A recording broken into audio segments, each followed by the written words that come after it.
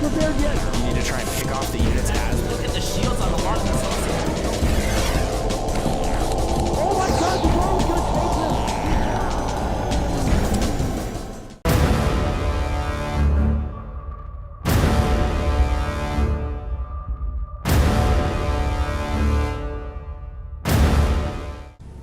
Hey everybody, I am Artosis, he is Tasteless, but forget about that, just think about this. This is Nerchio right here in the bottom of Metalopolis. His opponent, Mana, he is in, well, I guess the left of Metalopolis, and this is the loser bracket finals. The winner of this goes on to the grand finals of IPL Season 2. Thank you for joining us. Tasteless, thank you for joining me.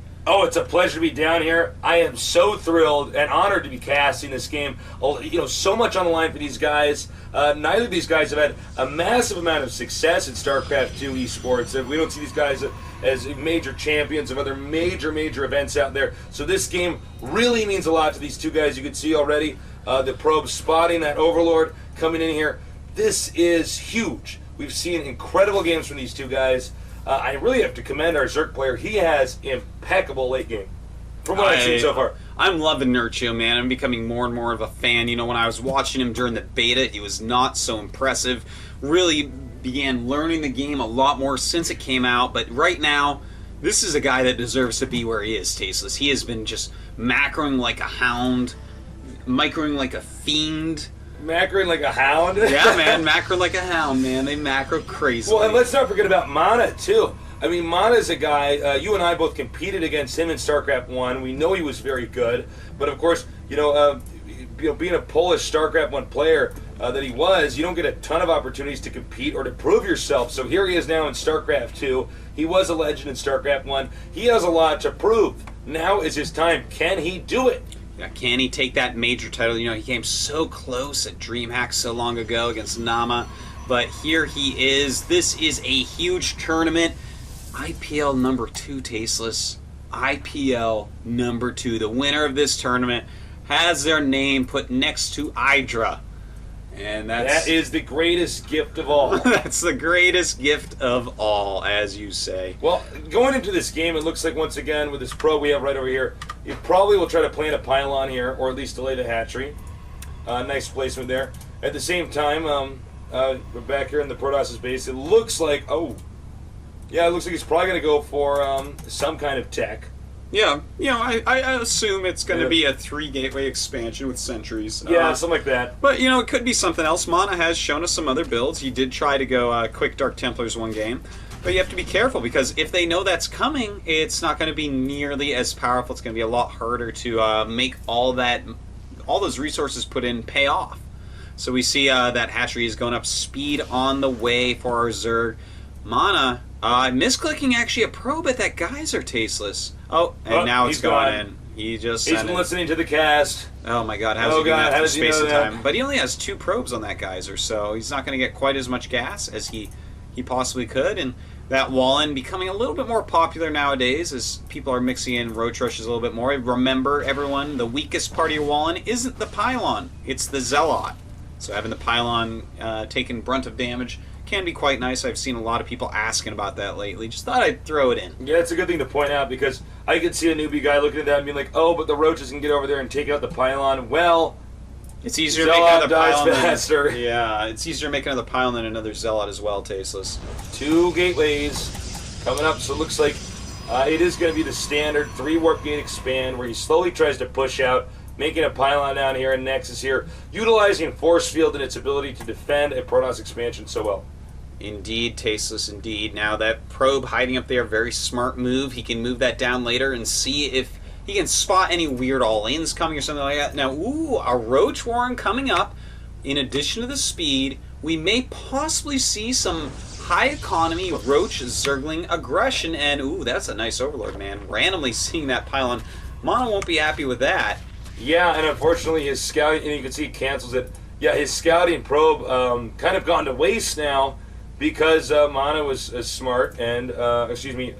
I actually had to click on it. You know, this guy is it's the idea that I'm not quite comfortable saying. I feel like I'm saying his name wrong. I'm sorry, viewers. I'm sorry, Artosis. I'm sorry, Nerchio. That's all right. Please forgive me. I forgive you. And if I forgive you, everyone else has to. And before every cast, I actually do this with Artosis. For these games, I go, "Are you sure it's Nerchio? Am I saying it right?" Yeah. And he's like, "Nah, it's fine." I'm like, And then Nerchio comes on and says that's not. And I'm like, well, kid, guess what? I'm Artosis. Well, we I already say your did name this the with way Hydra, it's man. said. We changed Hydra's name. He's actually Hydra. We're like, well, it's too late. It's actually Hydra now. It's too late, man. Yeah. Now, another spine crawler coming up, but it doesn't look... Look at that, 9 drones on the way, so it's not going to be a Roach Zergling all in. But, in fact, that would be a strong move right now. I mean, against 3 Orchid Expands, we've seen high economy Roach Zergling aggression into a third base being one of the stronger moves. I like this, though, picking off a pylon with that Overlord, seeing it. That's just going to be annoying for Mana. He's going to, not make quite as many units. He's going to have to wait for that. Look at it, he gets supply capped, everything good. It'll cause a little hiccup in his production. But, it's also important because that pylon there, that's where you want to warp in units down here during your rush. Now, Mana is getting hallucination. He's really lucky in this case that Nerchio chose not to go Roach Zergling aggression, because that is like the greatest counter in the world to quick hallucination. If you are attacking with that, they have to use every force field they have. It gets messy. Sometimes you do too much damage to them. And then they don't have enough for those expensive hallucinations at 100 energy a pop. And it was really smart of him, while he was going for the hallucination, to poke out here with the sentries and the zealot to make it look to any Zerg units that are out there as if there was going to be an attack. That way he makes more attack units. And this is why hallucination's so good. You make a fake Phoenix, you fly around the map, it's free scouting basically. Yeah, it's very free indeed. In fact, that little move out did trigger 10 Zerglings, which aren't going to be overly useful, but will give some sense of security to Nerchio. And again, that's something that I like to talk about a lot, because people don't understand what it's like to feel safe with Zerg. Zerg is all about pushing your advantages, getting extra drones, getting less units. But having this, look at this, he's going to try a little harassment. I'm sure he won't stand there too long. Maybe kill a probe or two, maybe stop some mining, but he's definitely gaining information at the very least. Well, he killed a few probes, and that is a little bit of an interruption. It did force the army to turn around here, which is really what you always want to do with a counterattack, is you want to be in control, or rather, you want to control where your opponent's army is going at any point in time. And once again, another hallucinated Phoenix. Also, the Robo is on the way here. Yeah, off goes that Phoenix, and I love this. Nerchio does this all the time good. Against everybody. Doesn't matter the matchup, tasteless. Except probably not ZVZ, but in the other two at least. Delays expansion, sees when they're coming. Totally worth it. It's a nice thing to do. And the Phoenix going to see, oh, there's the third base. It's looking strong. And we're already at 100 supply against 73. Nerchio doing a great job getting ahead. 61 drones already. Jesus. Yeah, that's nice. That's actually pretty crazy. And as you can see, even with the creep here, it's going to go away. It's going to take a few seconds, but sometimes buying a few seconds time is what you have to do to win. It's a bunch of little things sometimes. Many times it is, especially as you get higher and higher in the echelons of pro gaming. Obviously this is loser bracket finals of IPL number 2, man. You don't get much higher than this. Yeah, it's pretty epic. It's so exciting, too, to see IGN taking such an interest in esports and StarCraft 2. Show them some love, guys. Show them their support. And tell people to watch this tournament. The more people to watch, the better it is for esports. That is definitely true, Tasteless. And if you don't want to ruin esports... Don't ruin esports. Add us on Twitter. I'm Artosis. He's Call Me Tasteless. We have the Stalkers coming out. And he's got to be careful because this expansion has not yet been put up. In fact, this is probably an inappropriate time for Mana to even be pushing out. He should have a cannon. He should make sure there are cannons around here. Then you can attack. You can't just attack and cross your fingers hoping that they won't counterattack. Yeah, you're very right, Tasteless. In fact, he should be kind of zoning off the map a little bit. Maybe put an observer on the right side of the map to watch units coming and keep his units in a place where he can respond to both his natural and the third. The most important thing right now is getting that third base up.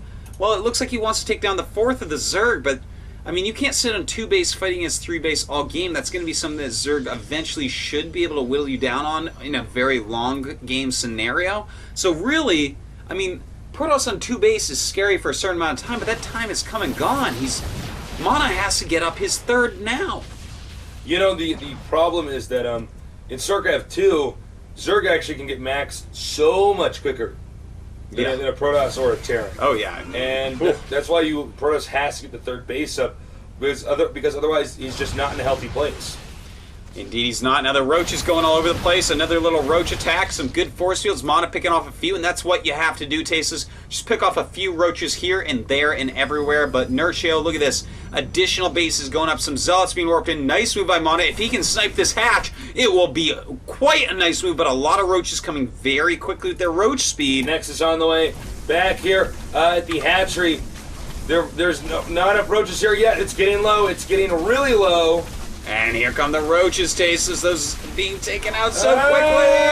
No, it's gone. He saves that hatchery. He could not kill it. Yeah, plenty of hit points to spare. Going to take out that pylon as well. He was a little indecisive on there. The Roach is like, do I kill it? Do I not kill it? It keeps disappearing. Drones are moving away from it. I don't know. But anyways, Nerchio at 186 supply against 124. He's at 88 drones against 55. Both multiples of 11.